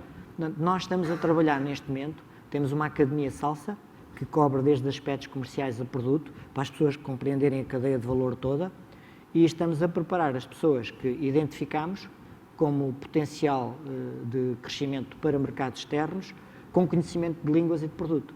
E esse é o mix que estamos a formar para conseguir ter gradualmente 5 ou 6 mercados grandes cobertos. Mesmo quando as pessoas não são nossas, e no Médio Oriente tentámos, percebemos que sozinhos não conhecíamos, nem conseguíamos, fomos buscar um parceiro local, cobre o mercado, mesmo as pessoas desse parceiro local passam imenso tempo cá e fizeram formação em loja, em armazém, em indústria, portanto passaram cá meses e hoje em dia vêm cá 3, 4, 5 vezes por ano fazer a escolha de coleção, discutir preço, discutir condições, mas conhecem perfeitamente o negócio a partir de cá.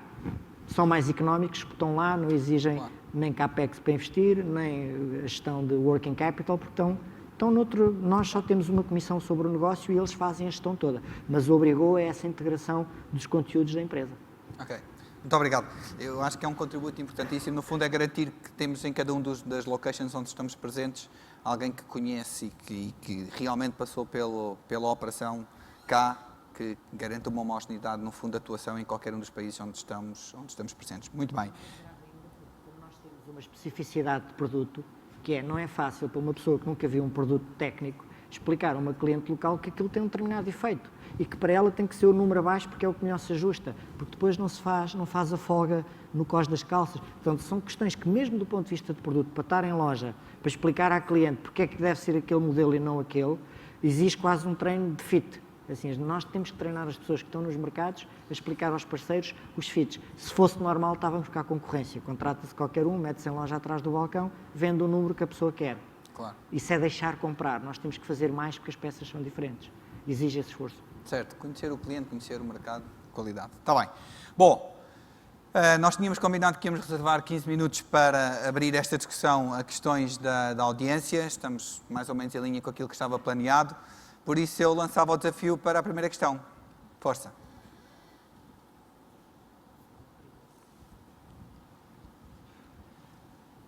Muito boa tarde, Paulo Simões, da Egon Zehnder e também Comissário de Talento da APDC.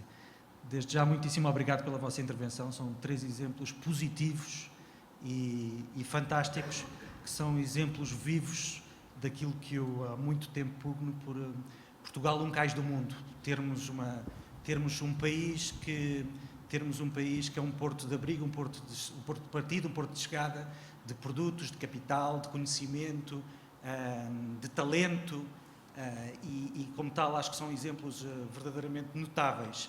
Agora ia provocar-vos a todos, incluindo a ti também, António. Vou fazer o mesmo da TSF e do Governo Sombra. Vão passar a ser ministros da Economia ou ministros dos Negócios Estrangeiros e têm direito a um decreto. E qual é que seria esse decreto se hoje à tarde se tornassem ministros da Economia ou ministros dos Negócios Estrangeiros? Que decreto é que fariam para ajudar a potenciar o mercado global a partir de Portugal? E não vale a resposta sair de cima, está bem? Bom, eu se calhar começava por si. Força. Fazemos uma corrida pelos 4. Eu fazia um decreto, não necessariamente ligado à minha atividade. O decreto que eu faria era a simplificação absoluta de todas as burocracias. Porque acho que com isso a nossa vida ia ser muito mais simples e as exportações aumentavam e havia aí uma certa simplificação absoluta da democracia. Agora, não me peça para detalhar o decreto, que era uma coisa. O primeiro parágrafo ainda fazia, daí para a frente, mas tinha a ser uma bronca. Bom, Paulo, eu se calhar, e agora que mentalaste, não é?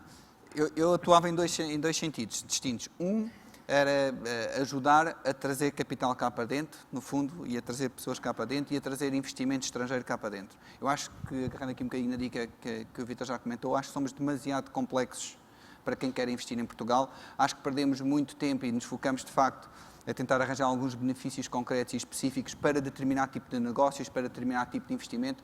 Acho que tentava generalizar a coisa e torná-la mais simples e mais segura. As pessoas, os investidores estrangeiros, saberem com o que contam, do ponto de vista administrativo, do ponto de vista financeiro, enfim, todos sabemos que é impossível garantir seja o que for, mas pelo menos do ponto de vista processual, saber o que se contava e, portanto, obviamente, queria trabalhar nessa área. Olhando para o outro reverso da medalha, é como apoiar as nossas empresas a irem para fora. E aí, sabemos que há uma série de programas de apoio à internacionalização, quer através de linhas de crédito específicas para determinado tipo de negócios, para determinado tipo de setores, até mais eu diria, a atividade propriamente política internacional, que tem sido bastante ativa nos últimos tempos, diga-se de passagem, mas eu acho que depois falta um tema que é fundamental e que de facto deve ser um desafio bem grande, não só para o Ministro da Economia, mas também para o Ministro das Finanças, que é como ajudar em termos de cash, não é? Que é hoje o problema. Hoje o problema dos nossos empresários é terem cash, disponibilidades de tesouraria suficientes para poderem correr estes riscos. Porque já ouvimos aqui hoje, não é? Eu acho que é patente e é mais ou menos evidente para toda a gente, que nenhum processo destes é de risco nulo. Não é? Todos os processos têm risco. E hoje a apetência para se correrem riscos no setor financeiro é praticamente nulo. Como as nossas empresas ou angariaram esses fundos no passado para as terem hoje e estão dispostas a correr esse risco por elas próprias, que também não é uma coisa muito normal, ou então eu tentaria arranjar uma forma de apoiar esse risco. E, portanto, atuaria nessas duas vertentes. Vai, Chaves. Paulo, era só um decreto, não é? E, portanto, só um decreto, se eu tiver que definir prioridades, e não indo contra aquilo que o António acabou de referir, porque obviamente o investimento é importante, eu acho que investia mais no talento, ou seja, na atração de talento, porque se houver atração de talento, o investimento virá depois. E, portanto, prosseguia de uma forma mais agressiva esta via que o Governo tem vindo a agilizar, que é a facilidade, digamos, de atribuição de vistos de residência conjugada com algumas vantagens fiscais a cidadãos estrangeiros que comprovadamente demonstrem talento e capacidade de empreendedorismo aqui neste país. Porque se nós conseguirmos que essas empresas se baseiem neste país, a exportação virá depois e o investimento também cá chegará. E, portanto, eu concentrava nesta fileira do talento. Pois, para mim sobrou pouco. Agora, dizer depois do que já disseram é complicado, até porque eu acho que isso já está feito. Um decreto tem um efeito contexto, que é qual é o período em que ele vai fazer efeito. Tudo o que os colegas aqui disseram tem um contexto de alguma perenidade. Isto não se faz de um dia para o outro. Eu diria que eu não preciso de decreto nenhum, porque o sistema atual que se está a viver de sobrevivência à crise está a se encarregar de resolver o problema. Ou seja, e sendo politicamente incorreto, se quiserem, porque há pessoas a viver mal, eu acho que aquilo que se investiu serve para as pessoas que hoje estão aqui em Portugal, principalmente os mais novos, os talentos que foram qualificados, poderem sair e, se Portugal continuar a ser um país seguro, poderem voltar com outro tipo de know-how. O investimento que se fez e que hoje em dia se paga com parcerias público-privadas e outras questões deste género, está feito, são as autoestradas, as universidades, as infraestruturas, etc. E podem ser utilizadas, porque já as estamos a pagar. Portanto, o que eu diria, o decreto é praticamente minimizar o dano social que este efeito que a crise faz sentir já está a provocar, que é pessoas a sair, pessoas a colaborar, empresas a sair, empresas a cooperar, e isso já está a acontecer. Eu acho que não há nenhum decreto mais que nós possamos fazer que no contexto temporal que temos à frente possa resolver o assunto. Finalmente, ainda na perspectiva do talento, eu fazia um decreto que é, digamos, agora indo à lei concreta que poderia dizer, para além das generalidades que disse e que eu acho que falam por si. Eu acabava com os apoios ao ensino universitário superior e focava todo o dinheiro que houvesse para conseguir mudar as gerações em Portugal. Ou seja, as crianças que, quando são formadas dos 3 aos 7, 10 anos, ficam com os valores, os princípios e tudo aquilo que é estrutural nelas inculcado, hoje são quem não tem apoio porque não tem voz de eleição. E nós promovemos, ou tem sido feito esse tipo de investimento, promovendo aqueles que podem ter outro tipo de capacidade de resiliência aos problemas do setor. Eu, francamente, choca-me não haver dinheiro para creche e haver dinheiro para pós-doutoramentos. E apoio para pós-doutoramentos. Portanto, eu diria que se esta geração, que hoje em dia, ou nos últimos anos, não tem sido protegida, for protegida durante 1 ou 2 décadas, muda Portugal. Porque passam a ser pessoas muito menos fragilizadas, muito menos dependentes do estrato social onde nasceram e onde tradicionalmente ficariam, pela pouca mobilidade que tradicionalmente o mercado tem nestas questões, e, portanto, isso geracionalmente resolvia o problema. Portanto, se eu fizesse um decreto num contexto de mudar gerações, não há nem mais um tostão para uma universidade, foque-se no desenvolvimento quando as crianças estão aptas e carentes de receber os conteúdos que fazem delas seres humanos perfeitos, que é carinho, educação, bons princípios, honestidade, etc, etc, e educação. Muito bem, muito obrigado.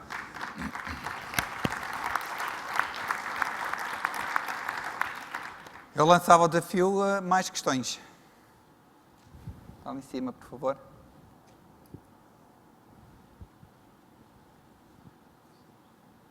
Não, aqui embaixo, um bocadinho mais abaixo, a meio, mais ou menos.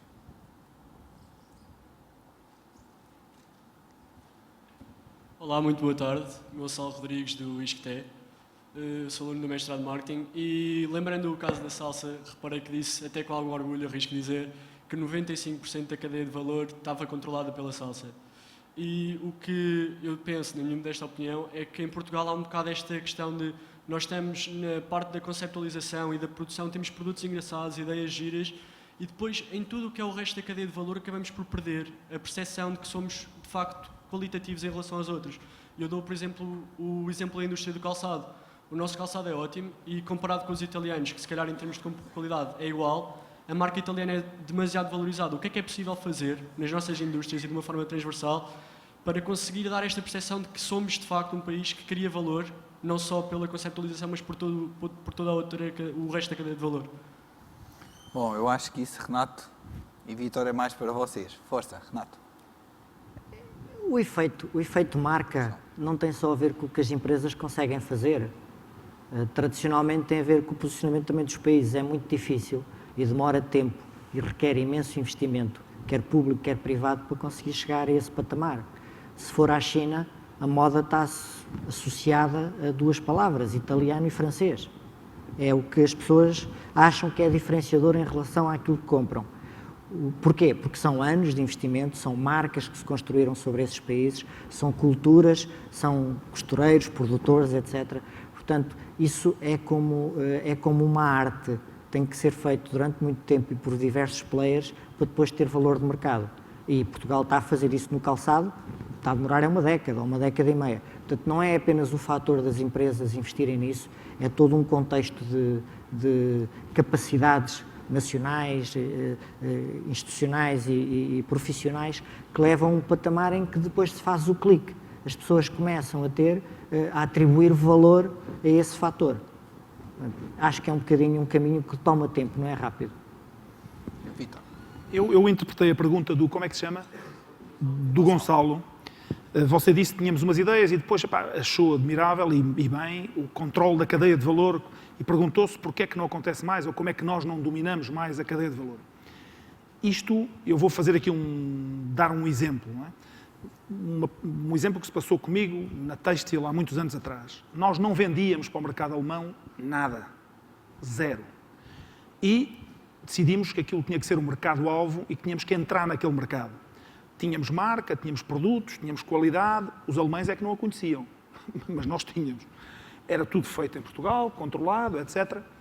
O que fizemos foi, fomos ao mercado alemão, pedimos para falar com os tipos, diagnosticar, percebemos quais eram os canais de distribuição mais importantes daquele mercado para a roupa de cama, que era o caso, e decidimos pedir entrevistas aos tipos, aos diretores gerais do Kaufhof, da Kvel, dos vendas por catálogo, etc, etc. Fomos, perguntamos aos tipos que produtos é que vocês querem, a que preço é que a gente tem que vender, o que é que a gente tem que... E conseguimos passar, num ano, esse mercado passou a ser 14% das nossas vendas. O ideal teria sido que nós tivéssemos capacidade de ter uma estrutura para vender os nossos produtos no mercado alemão. Mas aí, sabe que a realidade impõe-se à vontade. Não é? A realidade é que o mercado alemão é um mercado de department stores e mail orders, não é? Naquele tempo era assim, e, portanto, por muito que nós quiséssemos, não tínhamos dimensão para construir uma cadeia de distribuição na Alemanha que fosse combater o catálogo e os department stores. Portanto, tivemos que fazer o quê? Entrar nos department stores e negociar a possibilidade deles deixarem que a nossa marca pudesse ser exposta no ponto de venda deles, coisa que já tínhamos conseguido em Inglaterra, por exemplo, na Selfridges. E eles não deixaram, porque a estratégia deles passava por promover muito mais a marca própria ou outros labels deles do que estar a ajudar ou a dar de borla a um português a possibilidade de entrar direto na mente do consumidor alemão. Por outro lado, nós também não tínhamos caroço, bago, pilim, arame, essas coisas todas que se dizem, para irmos fazer uma grande campanha de publicidade, não é? Não havia lá a SIC, nem a TVI, com quem pudéssemos conversar para obter um desconto, não podíamos, estou ali a dirigir ao Norton de Matos, não havia, não é? Portanto, nós não conseguíamos, e portanto, isso chega-se a um ponto em que você, como dizia bem o Renato, isto leva anos, não é? Não é instantâneo, não é assim ao clicar de um dedo que se consegue. Mesmo que faça tudo bem, é preciso o tempo suficiente para depois a sua marca ou a sua cadeia de valor se estender até ao retalho, até ao consumidor final. Penso que respondi. Muito bem. Bom, eu não sei se alguém tem mais alguma pergunta. Eu tenho mais uma provocatória e também, como estamos a terminar o nosso tempo, que eu gostaria de deixar... Chaves, vais-me desculpar, mas mais uma vez, para eles que têm operações no estrangeiro, acho que é mais relevante, que é a seguinte, e posso começar pelo Renato, mas depois vai ser igual para ti, Vítor. Vocês, como grupos internacionais, porque hoje têm unidades com operações controladas por vocês, portanto, pelo grupo português, em outros países, em que medida é que vocês apoiam outras empresas portuguesas nesses mercados lá fora onde estão? O que eu quero dizer com isto é, para deixar bem claro, e para partir um bocadinho a loiça, e para ser politicamente incorreto, se calhar, com outros países, não com o nosso, Eu acho que nós somos muito pouco cooperantes connosco próprios, ou seja, promovemos muito pouco a ajuda aos outros portugueses que estão a tentar fazer o mesmo movimento que outras, porque têm maior dimensão, porque foram primeiro, porque tiveram mais sorte, porque foram mais perto, porque fizeram um processo melhor, não interessa, já conseguiram fazer. Se olharmos para os espanhóis, eu acho que quase toda a gente concordará que eles de facto ajudam-se uns aos outros. E vimos isso a acontecer. Vocês fazem isso ou não? Nós fazemos lá fora e cá dentro. Eu vou dar 3 ou 4 exemplos. Infelizmente, somos poucos a ir para o mercado internacional. Eu chego à Rússia e tropeço sempre nos mesmos parceiros, a Parfois, etc, etc. Portanto, nós temos relações e institucionalizamos. Portanto, os nossos diretores de expansão falam quando se vai para o mercado. Se vai para a Colômbia, diz com que grupo é que estás a trabalhar? Tem esta escala, venha, arranja uma reunião. A Zipi foi para o Médio Oriente, falou connosco, porque já tínhamos uma operação no Médio Oriente. A Sonai veio falar connosco. Eu quero ir para a Alemanha, fui à Sonai Sierra e disse, por favor, ajudem-me a perceber como é que está a funcionar o retalho nos centros comerciais, e eles abriram portas. Portanto, nós fazemos isso lá fora sempre. Os nossos parceiros, que muitas vezes gerem, eu tenho o grupo que trabalha connosco no Médio Oriente, gera todas as insígnias da Inditex. Eles voltam e meia chegam ao pé de mim e dizem, falta-nos um segmento de criança ou de sapato, arranjam uma empresa que vocês conheçam, que nos apoiem. E nós escolhemos uma com um determinado tipo de perfil, porque sabemos como é que eles funcionam do ponto de vista de processo, etc. E endossamos. E geralmente realizam-se depois negócios. Portanto, hoje em dia, nestes mercados, praticamente os portugueses que estão lá fora no retalho estão nos mesmos centros comerciais. Eu estou em Gare Saint-Lazare, em Paris, e está também a Parfois, e está... eu vou às feiras e levo-os comigo. E cá em Portugal estou a fazer até diferente. A parte cooperativa tende a ser tão importante que hoje em dia nós substituímos aos bancos. Nós damos garantias, nós, Salsa, damos garantias para que fornecedores nossos não fechem. Trabalhamos com o BES, com o Express Bill e por aí fora, porque senão eles não têm a mínima capacidade de comprar matéria-prima para trabalhar para nós. Portanto, nós acabamos por ter alguma dimensão, assegurar 60 ou 70 empresas que só trabalham praticamente porque nós temos um conjunto de processos colaborativos para desenvolver produto, para testar produto, para experimentar coisas novas, para escolher matérias-primas. Porque eu mando uma pessoa à Turquia e eles não têm ninguém para mandar à Turquia. Portanto, a pessoa chega lá e traz material novo, amostras, etc., para eles desenvolverem para nós. Portanto, curiosamente, eu acho que há uma geração nova de gestores e de empresários que olha para isto numa perspectiva cooperativa, colaborativa e não de concorrência. O único problema onde temos concorrência é quando precisamos de gente com determinado tipo de perfil, nomeadamente a nível internacional ou de gestão, andamos a degladiar-nos pelos mesmos. A Sonai, nós, a Parfois, etc. Temos uma luta grande por talentos, porque são os que sabem fazer, são os que falam línguas, são os que têm experiência, são os que já fizeram e, portanto, são muito difíceis de clonar, demora tempo. Então, volta e meia, temos aqui alguma competição pelos recursos. Agora, do ponto de vista do negócio, está claro que hoje em dia é muito diferente do que era no passado, daquilo que eu ouço dizer da indústria no passado e daquilo que eu vejo hoje no negócio do retalho. Muito obrigado. Vítor, tens a mesma opinião? Sim, sim. Nós temos, por exemplo, com a indústria vinícola, que é o nosso parceiro por essência, fazemos isso sistematicamente.